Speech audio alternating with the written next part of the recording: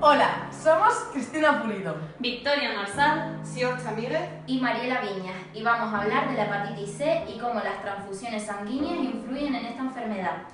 Para comenzar nuestro trabajo vamos a introducir la enfermedad con una breve descripción, los principales síntomas, los medios de transmisión, las regiones más afectadas y su diagnóstico. Unos datos generales de la enfermedad. Para continuar, hablaremos sobre la situación en España, donde destacaremos los principales factores que han producido el incremento de esta enfermedad en nuestro país. A continuación haremos una breve descripción del curso de la enfermedad, desde el contagio hasta la manifestación o la eliminación de la misma. Y por último daremos datos en Euskadi, destacando sobre todo la situación de Vizcaya y Álava. También nos centraremos en las comunidades autónomas, donde daremos una visión general de cada comunidad. También haremos una comparativa entre el VIH y la hepatitis C. Y finalmente nombraremos los factores de riesgo con una breve descripción de cada uno de ellos. En la segunda parte del trabajo realizaremos el diseño de un estudio, en concreto un estudio de casos control, con el objetivo de demostrar la influencia del factor de riesgo sobre la enfermedad escogida. Destacaremos los siguientes puntos: metodología, resultados y discusión. La hepatitis C es una enfermedad infecciosa causada por un virus envuelto con RNA positivo monocatenario. A partir de la adquisición del virus, el cuadro clínico de la enfermedad tarda entre 7 y 8 semanas en aparecer, ya que en el 90% de los casos la infección inicial es asintomática. Hay distintas posibilidades de evolución de la infección, pero la más preocupante es cuando en su forma crónica ocasiona cirrosis y cáncer de hígado. Entre los síntomas más destacados de esta enfermedad podemos encontrar heces alcohólicas, ascitis y orina turbia color coñac, entre otros. Una vez descritos los diferentes síntomas, hablaremos de la transmisión. Por lo tanto, en cuanto a la transmisión, el virus de la hepatitis C se puede transmitir por diferentes vías. En primer lugar, encontramos el consumo de drogas intravenosas por el uso de jeringuillas y faltas de higiene. También se puede contraer el virus a la hora de realizar transfusiones y trasplantes, pero cabe decir que desde 1992 este riesgo se ha reducido. Otra vía de transmisión la encontramos en aquellas personas que trabajan en el ámbito sanitario y están expuestas a la sangre. Cabe decir también que durante el parto puede haber una transmisión de madre a hijo. Y por último, las relaciones sexuales sin protección son una vía muy importante de transmisión de la hepatitis C. Las regiones más afectadas por la hepatitis C son Asia Central y Oriental y sobre todo todo el continente africano. Asimismo, se han desarrollado antivíricos que curan más del 90% de los casos. Además, estos reducen el riesgo de padecer una muerte por cáncer de hígado y cirrosis. El único inconveniente es que el acceso a este diagnóstico y a su tratamiento es limitado. Debido a que la infección aguda por el VIH es generalmente asintomática, hay pocos casos que se diagnostiquen en esa fase. A menudo la infección crónica se queda sin diagnosticar, ya que se mantiene de manera asintomática hasta que décadas después causa síntomas secundarios al daño hepático grave. Con respecto al diagnóstico microbiológico, se hace detección de anticuerpos anti-VIH-C en un análisis serológico. Si esta prueba da resultado positivo, se haría una prueba de detección del RNA del virus. Por otro lado, en un análisis de sangre de una persona crónica con VIH-C, podemos detectar transaminases elevadas indicando daño hepático. Según las fuentes de la Organización Mundial de la Salud, la OMS, en el mundo podemos encontrar desde 130 a 150 millones de afectados por la hepatitis C, lo cual representa el 3% de la población. Otro dato a tener en cuenta es el número de personas infectadas al año, cuya cifra es unos 3 o 4 millones. Por último, recalcar que al año mueren de 300.000 a 500.000 personas a causa de enfermedades hepáticas relacionadas con este virus. Continuando con el curso de la enfermedad, podemos decir que del total de infectados encontramos un porcentaje bajo, en concreto del 10 al 30%, que representa a aquellos pacientes que eliminan el virus de forma espontánea en un plazo de 6 meses, es decir, sin precisar de tratamiento. Por otro lado, encontramos el resto de infectados, que será entre el 70 y el 90%, que desarrollará por un lado una infección crónica, pero al transcurrir 20 años podrán desarrollar una cirrosis hepática que representa del 15 al 30% o un cáncer de hígado, que tan solo representa del 1 al 5%. Como investigadores o como médicos nos podemos preguntar cómo diagnosticamos a una persona de hepatitis C, es decir, ¿cuándo hay un caso? Pues bien, nos encontramos ante un caso cuando se cumple la definición clínica, es decir, la sintomatología de la hepatitis que hemos nombrado anteriormente y la elevación de las transaminasas, que son unas enzimas que indican una lesión hepática, y también cuando se cumple el diagnóstico de laboratorio. Por otro lado, cabe decir que el código CIE para la hepatitis C es el B169. Durante los años anteriores, la prevalencia de esta enfermedad en España ha sido menor, pero conforme va avanzando el tiempo ha ido aumentando por el incremento de la llegada de los inmigrantes de Asia, África, que recordemos que eran las principales regiones afectadas por esta enfermedad, y Europa del Este. Además, se prevé que entre el año 2020 y 2030 haya un punto máximo de la prevalencia de esta enfermedad. Varias asociaciones, entre ellas la Asociación Española para el Estudio del Hígado, afirman que entre 700.000 y 900.000 personas son afectadas en España por esta enfermedad, y además la mitad de ellas desconoce. Aproximadamente 8 personas al día mueren por causas relacionadas a esta hepatitis viral. En España hay una prevalencia de la enfermedad de un 1,6% a un 2,6%, es decir, entre 480.000 y 760.000 personas infectadas. Hay que tener en cuenta que en el grupo de población menor de 20 años la prevalencia es muy baja. Esta va aumentando a partir de los 30 años.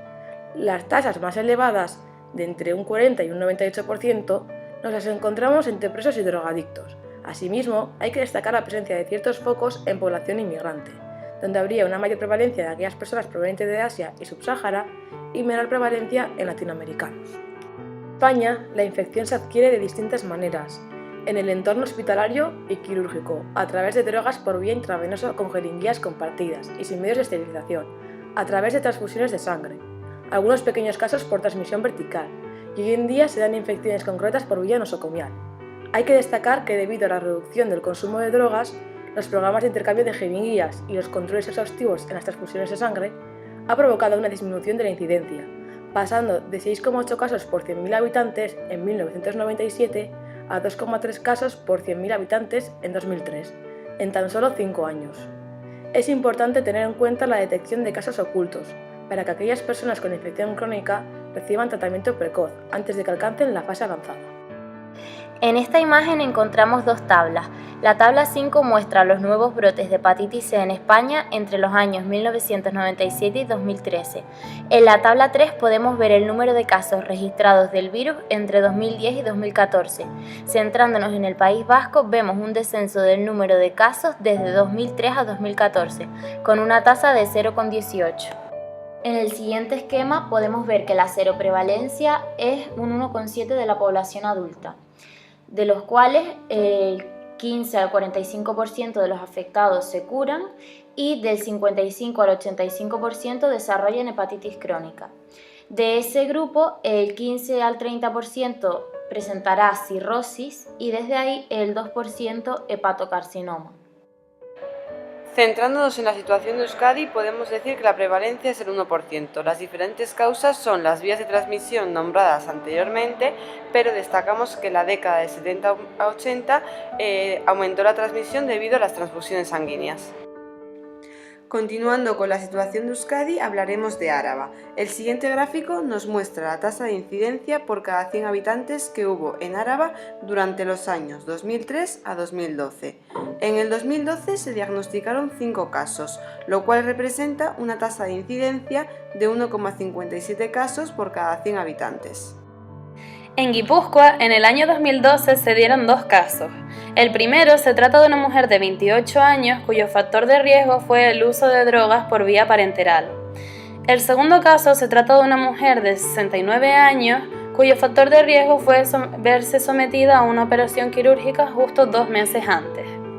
A continuación, en la siguiente tabla se muestra entre un periodo de 2002 al año 2012 el número de casos que se han dado en Guipúzcoa. Entre ellos debemos destacar el año 2008, que se dieron 8 casos con una tasa de incidencia del 1,2 por 100.000 habitantes. Enfocándonos en Vizcaya, observamos un solo caso de hepatitis aguda cuyo factor de riesgo fue drogas por vías parenterales. En esta diapositiva vemos la comparación mediante gráficos de las prevalencias del VIH y VHC. En ambos casos ha habido disminución de las personas infectadas, pero hay que destacar que en la hepatitis C se ha pasado de un 48,6% en 1998 a un 20% en 2004, una reducción de más de la mitad, debido a factor de muerte o de disminución de la presencia del virus en los factores de riesgo. Los factores de riesgo de este virus son los siguientes. La presencia del mismo. Hemos de destacar este factor porque es fundamental para desarrollar la enfermedad. Las transfusiones de sangre y sus derivados hechas antes de 1990. La drogadicción por vía intravenosa. La posible infección de madre infectada al bebé, aunque hemos de decir que este tiene un riesgo bajo, entre el 3 al 5% de los casos. Promiscuidad sexual sin protección. La realización de tatuajes y piercings sin medidas estériles adecuadas. Personal sanitario en contacto con el virus. El 30% de los casos de la hepatitis C crónica no presenta ningún factor de riesgo conocido. Debemos destacar que hace unos 25 años en España se reutilizaba el material médico, lo que provoca una alta prevalencia en mayores de 60 años. A continuación nos adentramos en la segunda parte del trabajo y, como hemos dicho, esta segunda parte consiste en diseñar un estudio para demostrar la influencia de nuestro factor de riesgo, es decir, las transfusiones sanguíneas, sobre la hepatitis C. En cuanto al tercer apartado del trabajo, que se trata de la metodología, debemos destacar el tipo de diseño epidemiológico escogido. Para ello, hemos decidido que el ensayo clínico o ECA no nos sirve o lo hemos descartado porque el estudio tiene que ser observacional y no experimental, y además no se pueden aleatorizar las transfusiones sanguíneas. Asimismo, también hemos descartado el estudio de seguimiento de cohortes, porque en los últimos años tiene bajo riesgo de aparecer casos nuevos de hepatitis C. Por tanto, nosotros hemos escogido el estudio de casos y controles, pues no requiere seguimiento, partimos de individuos que tienen la enfermedad y además individuos que son sanos, y además obtenemos resultados a corto plazo. A continuación vamos a destacar algunas de las ventajas y desventajas que tiene este tipo de estudio. Entre las ventajas destacamos que son útiles para enfermedades poco frecuentes. Tienen un buen diseño para estudiar enfermedades con largos periodos de latencia. Permiten estudiar exposiciones poco frecuentes siempre que estén asociadas a la enfermedad. Pueden evaluar múltiples factores de riesgo para una sola enfermedad, que en nuestro caso es la de la hepatitis C, y además su duración es relativamente corta. Entre las desventajas encontramos que es fácil que se produzcan errores sistemáticos. También es difícil establecer la secuencia temporal entre la exposición y la aparición de la enfermedad. Además, tampoco son un buen diseño para estudiar más de una sola enfermedad de manera simultánea. Y por último, no permiten calcular la incidencia, la prevalencia ni el riesgo relativo de la enfermedad. En el estudio hipotético se quiso ver la relación del factor de riesgo en casos nuevos detectados en el último año.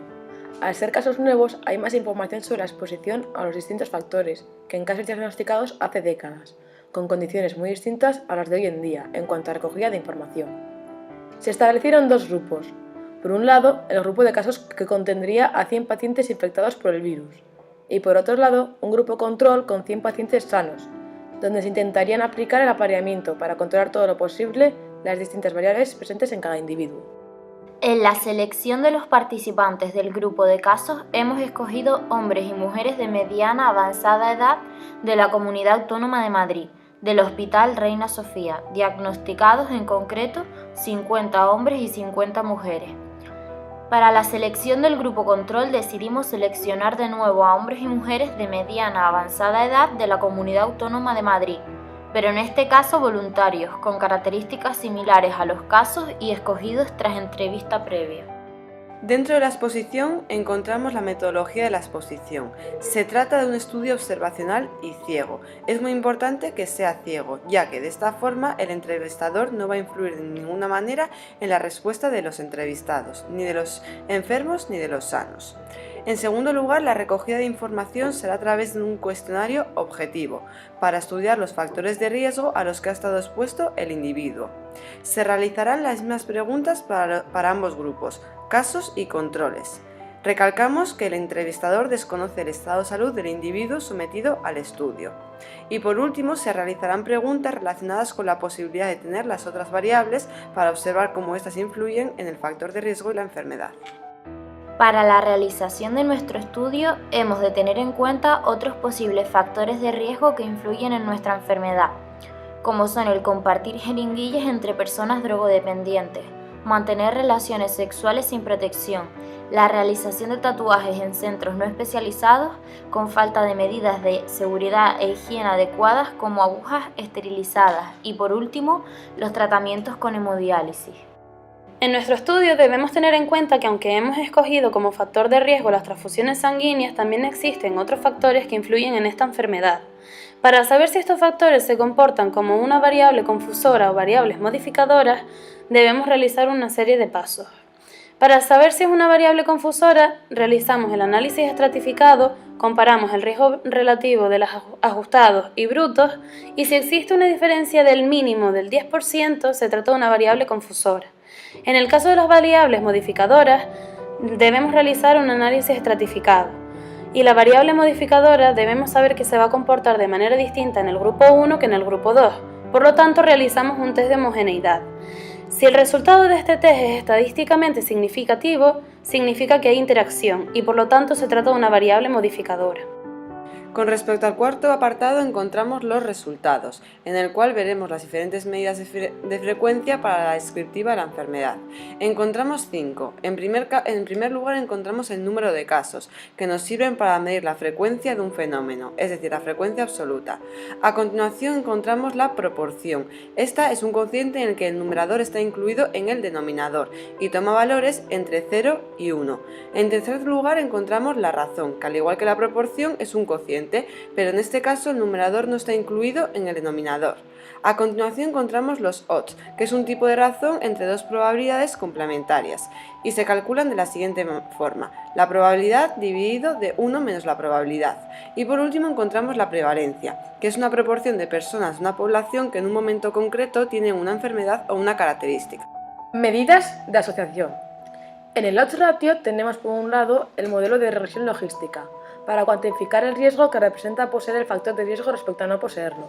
Tendremos en cuenta que si OR es mayor que 1 es un factor de riesgo y que si OR es menor que 1 funciona como factor protector. Por otro lado, se comparará un OR bruto con el OR ajustado y veremos si hay una diferencia mayor al 10%. Como medidas de impacto hemos seleccionado la fracción atribuible o RA porcentaje. Representa la proporción de la incidencia de la enfermedad que se evita entre los expuestos si estos se evitasen esa exposición al factor en cuestión, que en este caso son las transfusiones sanguíneas. Para concluir con la segunda parte del trabajo, comenzaremos con la discusión. Durante el estudio se han podido cometer sesgos y es importante tenerlos en cuenta, para posteriormente no volverlos a cometer. A la hora de realizar la selección de pacientes, hemos podido cometer el sesgo de clasificación, el cual consiste en categorizar de forma errónea tanto a los pacientes como a los participantes, es decir, los controles. Para evitar este sesgo se debería disponer del historial clínico del paciente y la realización de las pruebas diagnósticas necesarias y correspondientes. En el proceso de recogida de información podemos cometer dos sesgos. El sesgo de recuerdo, que consiste en el olvido por parte del entrevistado de factores de riesgo a los que pudo estar expuesto, y podemos evitar asegurándonos de que el paciente conoce su historial clínico. Y el sesgo de infradeclaración, que es la falta de sinceridad por parte del entrevistado. Puede evitarse estableciendo una buena relación entre ambos individuos. Para ello, el entrevistador debe generar un ambiente de confianza. Durante el análisis de los resultados, el sesgo de confusión es el que hay que tener en cuenta. Este sesgo se comete cuando una variable externa enmascara una verdadera asociación. Se evita mediante el conocimiento de los investigadores de todas las variables que influyen en la enfermedad y de cómo influyen. Para concluir, queremos destacar ciertos puntos del trabajo. En primer lugar, debe quedar claro que para padecer la hepatitis C es necesaria la presencia del virus. En segundo lugar, queremos decir que en cuanto al diseño es muy importante la recogida de la información, que se haga de forma ciega, para evitar así la influencia del entrevistador en esa recogida de datos. En tercer lugar, aunque nos hemos centrado en un solo factor de riesgo, debemos tener en cuenta los demás factores de riesgo para saber cómo actúan sobre esa enfermedad. Por último, recordar que no se puede utilizar cualquier tipo de estudio, sino que se debe tener en cuenta las características de la enfermedad y la prevalencia.